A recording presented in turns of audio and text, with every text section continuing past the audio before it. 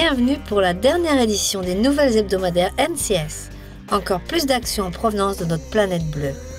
Alinghi prend Saint-Pétersbourg et gagne le 4e acte des Extreme Sailing Series, mais non sans avoir livré bataille. La Kiel-Avor, toujours pleine de voiles depuis 132 ans, l'équipe allemande empoche la médaille d'or. Un résumé de l'épreuve, les résultats et la fête.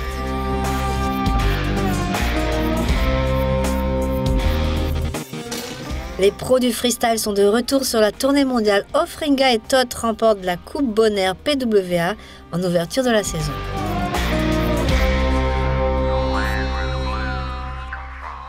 La folie des grandeurs. Team Fazza fait un kidnapping sur le Grand Prix Stresa X4 sur le lac de Majeur en Italie.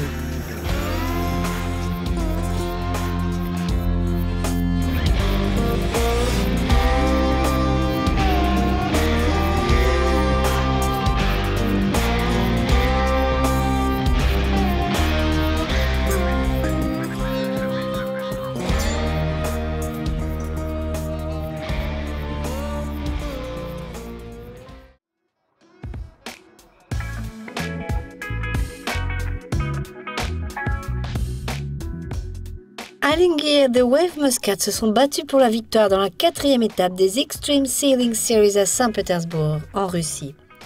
Cette fois, elles y arrivaient dans les 6 dernières des 22 régates, tandis que 5 équipages démontraient qu'ils pouvaient relever le défi. Oui, l'écart se resserre dans le monde des catamarans 40 pieds. Et avec les grands noms qui l'ont rejoint cette saison, ce sera un jeu totalement différent. Un vent de 10 à 15 nœuds souffle devant les pittoresques digues du Palais dans une ville qui a la vocation de devenir une capitale de la voile. Il se dit que le premier challenge russe pour la Coupe de l'Amérique pourrait en être originaire.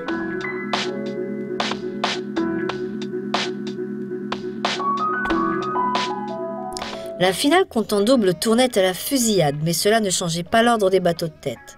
Les Omanais devaient terminer 7 places devant les Suisses et c'était trop important pour que même un champion du monde en titre, aussi aidé à la tactique par un double médaillé d'or olympique, Sarah Hayton, puisse y arriver.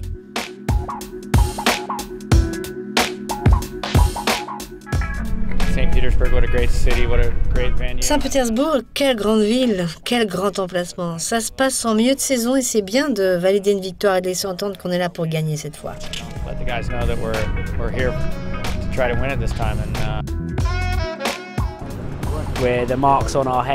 On est dans le collimateur, on a gagné 2 saisons de suite. Et l'objectif, c'est pas vraiment d'être dans la course du début à la fin ou de se mettre de la pression pour le classement général. À 3 points dernière à Alinghi, il suffit d'une course pour que ça change.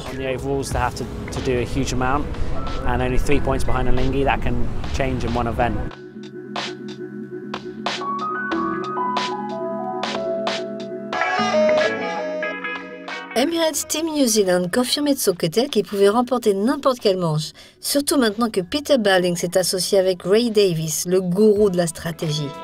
Ça a payé, ils obtiennent une place de 3e au général derrière Lee McMillan et 14 points derrière Morgan Larsson. Le challenger anglais de la 35e Coupe America, Ben Ainsley du Bar Team, faisait preuve d'une belle progression ici à Saint-Pétersbourg en se classant 4e derrière les Kiwis. La superstar française Franck Camas sur Groupama par contre finissait avec un peu d'amertume sa compagne de Russie à la 11e place.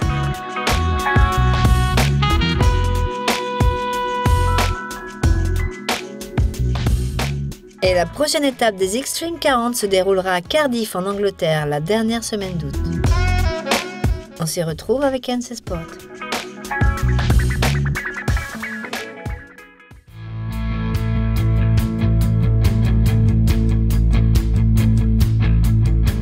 La fameuse Kiel-Avor classique, probablement la plus grande fête de la voile au monde, a mis en scène quelques 5000 navigateurs et navigatrices venus de 50 pays dans cette belle ville de la Baltique. 2000 yachts, dériveurs et planches à voile ont participé à plus de 400 régates. Si vous n'y allez pas pour la régate, vous y allez pour la fête. Kiel, cité de la voile, devient l'épicentre de douzaines d'attractions sur les quais, avec des thèmes orientés vers la culture et la tradition maritime. Il y a aussi des divertissements pour les enfants, des concerts en live, des forums de discussion.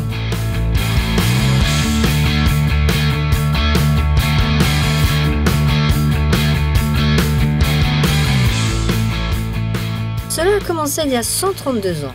les Jeux Olympiques qui ont eu lieu en 1936. Et le reste appartient à l'histoire. Aujourd'hui, avec 3 millions de visiteurs du monde entier, Kiel, c'est la voile. Et derrière des centaines de plans de bateaux de différentes classes, ça a toujours été un lieu de rendez-vous avant les Jeux Olympiques.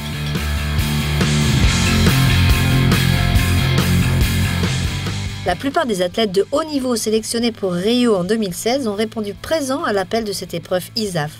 Tout le monde a les yeux rivés sur l'équipe allemande.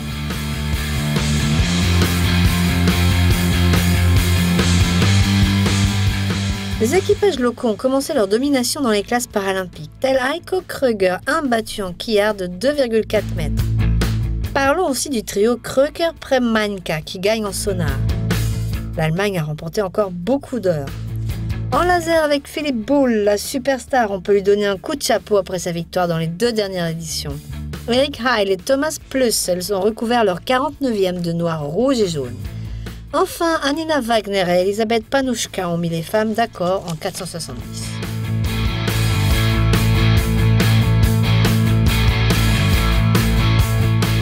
Tatiana Drozhkovskaya gagne le laser radial pour la Biélorussie.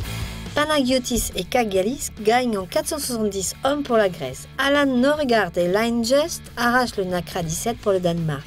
Denis Karpak, le Finn pour l'Estonie et Etchegoyan et Betanzos gagnent pour l'Espagne en 49.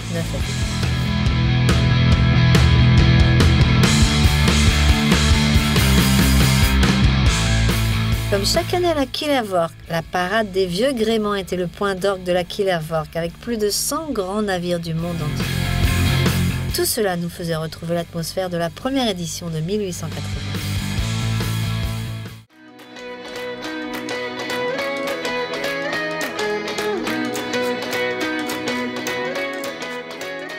Kirito et Sarakita Ofringa sont couronnés rois et reines des Caraïbes après leur début victorieux à la Coupe Bonheur pour le freestyle.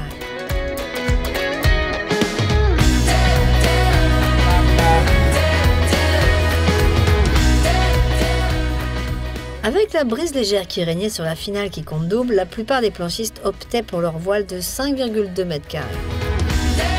En pleine forme et avec l'avantage du terrain, Todd se battait avec le Vénézuélien José Estredo dit Golito et gagne dans une super finale à couper le souffle 2-1. Au classement général, cet habitant de Bonaire repousse le Hollandais Steven van Broekhoven et la star montante Amado Vrijswijk qui grimpe sur son premier podium.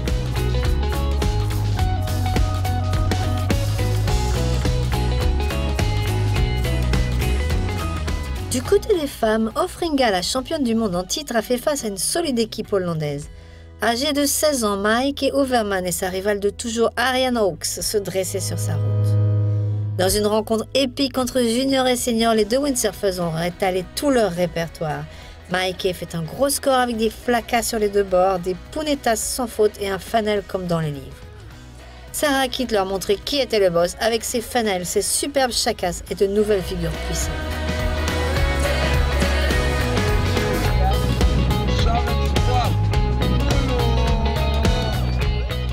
On aura encore des images du championnat PWA.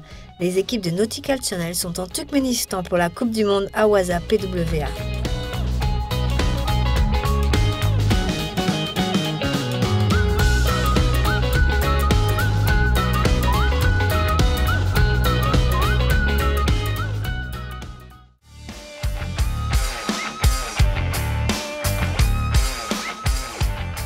Les Iscat World Series sont installés au nord de l'Italie pour le Grand Prix de Stresa et une fois encore Zaffa avec Arif Al-Zafain et Nadir Binendi ont gagné, mais non sans mal.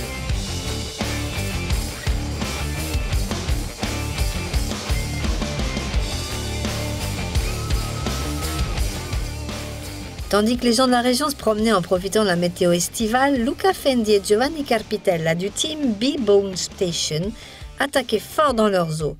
En fait, ils confisquaient la victoire de ce premier tour de l'UM Skydive Dubai X-Cat World Series. Les Émirats essayaient bien de jouer leur va-tout sur leur parcours long obligatoire avec une vitesse moyenne de 89,6 nœuds contre 88,7. Arif et Nadir maintenaient les Italiens derrière eux et finissaient avec 22 secondes d'avance.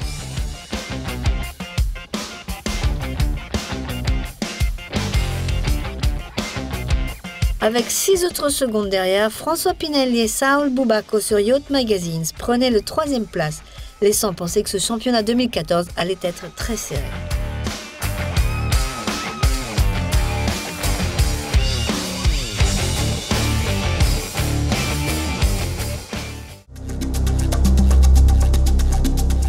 Bienvenue au bureau. Le défi fou d'Yvan Bourgnon l'a mené à Darwin, cette petite ville du Nord en Australie. 50 000 joueurs suivent le même parcours que le skipper, en tête du classement général provisoire, Black Arrow, battant le pavillon américain.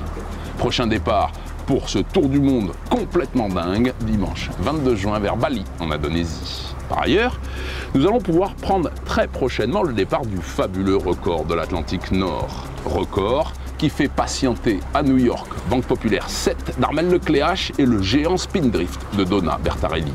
Comme nous, les 2 maxi trimarans sont dans les starting blocks en attente de la bonne fenêtre météo. Thomas, project manager de Virtual Regatta, parle de ces nouveautés à notre journaliste. On l'écoute. Donc la prochaine nouveauté qui va être mise en ligne sur Virtual Regatta, c'est donc ce record de l'Atlantique à bord d'un maxi trimaran qui va permettre aux joueurs de faire à la fois une course et aussi une tentative de record. Ils auront tout l'été pour trouver leur fenêtre météo et battre le record. Et très vite, la semaine prochaine, on met le Tour de France à la voile qui est devenu une institution chez Virtual Regatta. Vous l'avez sûrement constaté, Virtual Regatta Inshore est en phase de test depuis quelques temps. Alors bien sûr, il y a un peu des bugs en ce moment. Un remodelage que certains joueurs aident à peaufiner en intervenant auprès des développeurs du jeu. Merci à eux. Thomas nous parle de l'importance de ces retours. On a énormément de commentaires précis. Et ça tombe bien, c'est ce dont on a besoin. On a pu mettre le doigt sur des cas concrets. La plateforme Inshore devrait donc revenir en force sous peu.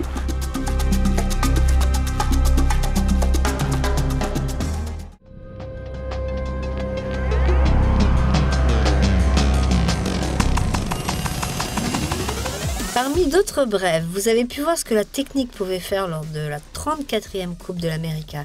Eh bien, le vol sera autorisé dans le règlement de la prochaine. C'est pourquoi la voile a repensé son avenir avec la semaine du foil. Elle est programmée du 4 au 10 juillet sur le lac de Garde, le premier stade nautique italien.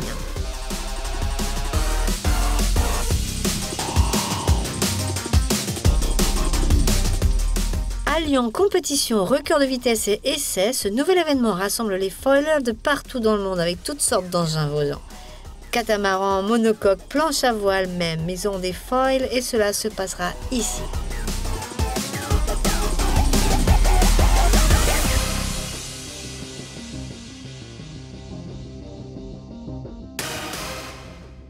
Les meilleurs navigateurs et architectes de la spécialité pourront de plus échanger leur point de vue dans ce chaudron dédié à la voile high-tech. Vous n'en raterez pas une miette car de nouvelles NC Sport News sont en production.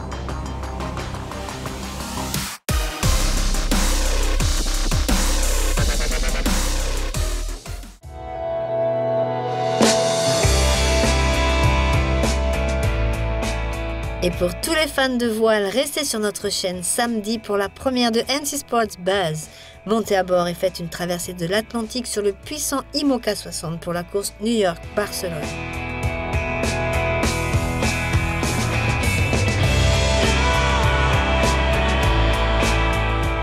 Plongez dans l'action avec NC Sports.